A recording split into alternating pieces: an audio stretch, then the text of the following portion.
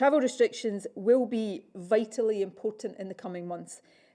Travel restrictions will be a key way in which we help to stop new cases and, in particular, new variants of this virus being imported into Scotland.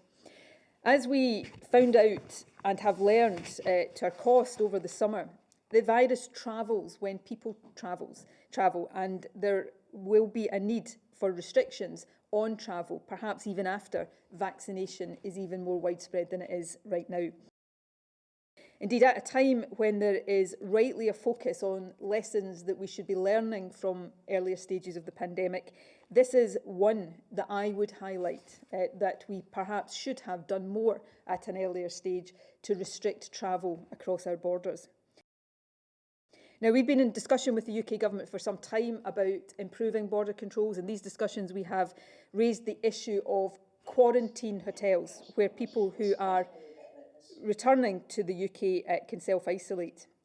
The Scottish Government believes that a comprehensive system of supervised quarantine is required for this next stage of the pandemic as we suppress cases here to mitigate against the risk of new cases and new variants being imported into the country. Now, I've just taken part in a Four Nations call, and I've been briefed on what the Prime Minister is likely to announce later on. I'm not going to preempt his announcement. It wouldn't be appropriate for me to do so, but clearly there is speculation in the newspapers. But I think I do have a duty at this point to say that I am concerned that the proposal does not go far enough, and I've made that point very strongly in the Four Nations discussions that we've just had today.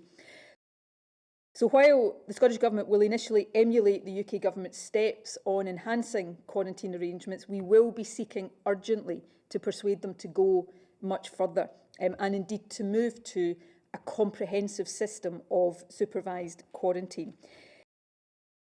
Given the obvious practical issues involved, we are very clear that our preference is to have consistent quarantine rules across the UK.